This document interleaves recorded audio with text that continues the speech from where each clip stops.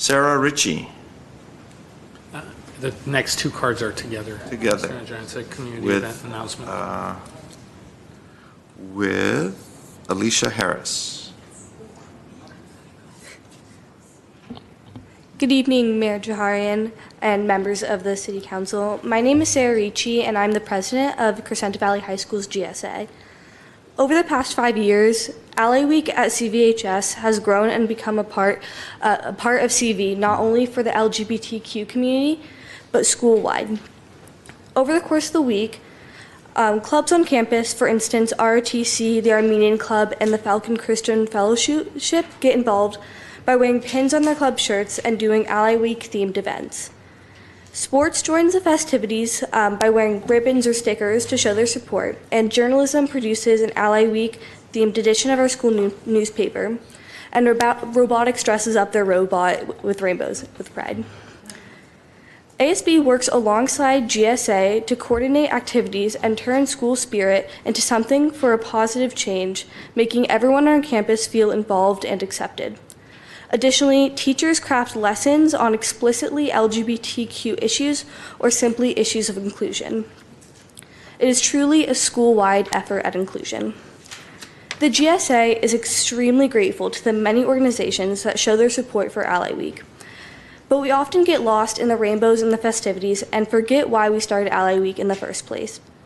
In 2017, the Gay, Lesbian, Straight Education Network National School Climate Survey found that hostile school environments negatively affect LGBTQ students' mental health and educational outcomes. LGBTQ students who experienced high levels of anti-LGBTQ victimization and discrimination had lower GPAs, lower self-esteem, and higher levels of depression. Hostile environments often go unnoticed because homophobia is so deeply ingrained in society. It can be seen in the form of rude comments and exclusive language. These kinds of incidents often are small and don't go reported, but they still have a significant impact. Kieran, a male junior at CV who identifies as gay, told me in an interview, and I quote, "I can only wonder what my experiences coming out would have been like if I hadn't had those people around me to say, 'I accept you, you are valid, you are loved, and you deserve to be alive. Your sexuality does not define you.'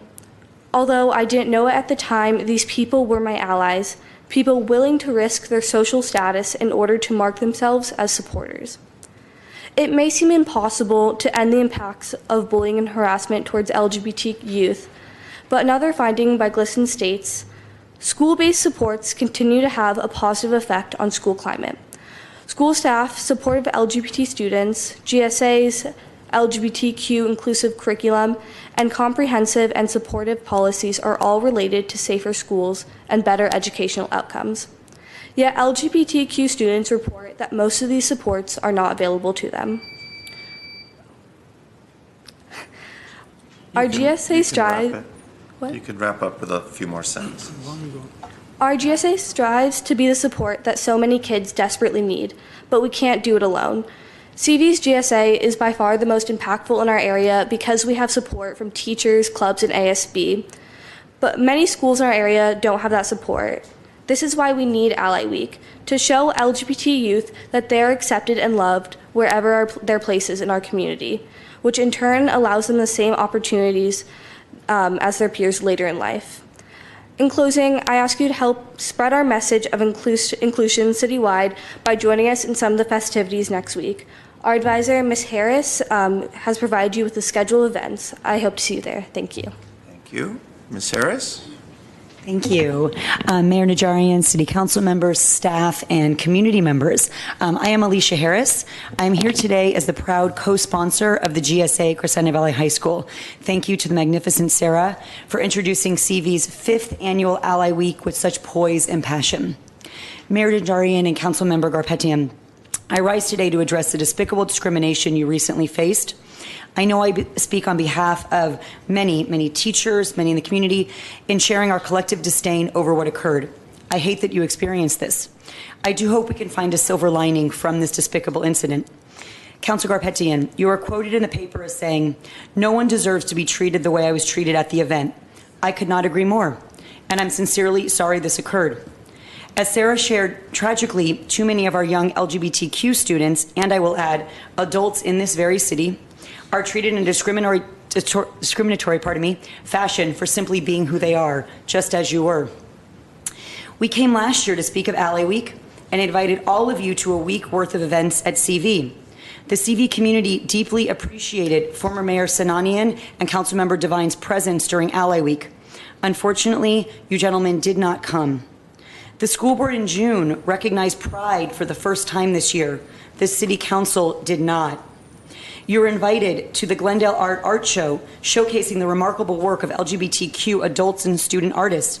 Council members did not attend even one day of the 6-week-long gallery showing. Thank you to City Clerk Artie Kasakian, who did. The City Council has appropriately and beautifully commemorated or otherwise publicly observed diverse cultures, including recognizing Armenian genocide and honoring and trying to provide our own comfort for Korean comfort women, but ignored a request to recognize the 50th anniversary of the Stonewall riots, which were an integral tipping point for the start of the gay rights movement. I truly do not stand here to berate you, but to remind you that discrimination is discrimination is discrimination. If you condemn it in one instance or feel pained by it because it personally impacts you, you must condemn it in all instances. The teacher in me hopes the discrimination you face can ultimately be what we call a teachable moment. I hope the City Council members will accept the invitation offered by our CV students to attend Ally Week to show support for all students in their community. All. Further, I hope the City Council will take far greater strides as done by the school board to recognize the history and present achievements of LGBTQ city residents. Thank you for your time. Thank you. Ms. Devine? I have a comment, Ms. Harris and Sarah. Thank you very much for being here and for this program that you're presenting at CV High School. I admire your courage. I admire your sensitivity to discrimination of any kind. I must correct one thing.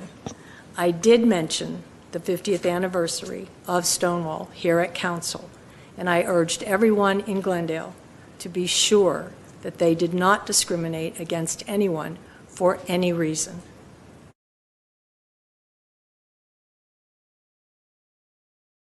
Second,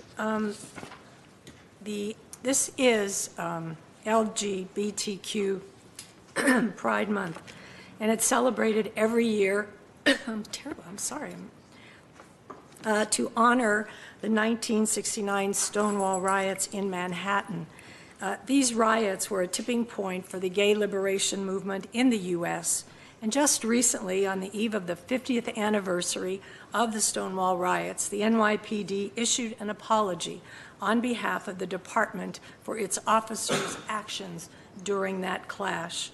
I'm happy to recognize this month of June as Pride Month and hope that all Glendale residents will not ever discriminate against anyone because of their sexual orientation or identity.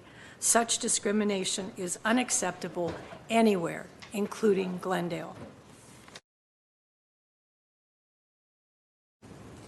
And that was done when on the 50th anniversary, that week. So I do believe in that, and I stand with you. And thank you for educating your students about this very sensitive issue. I think today in our society there's so much hatred and anger, and we certainly don't want to see it pointed at kids.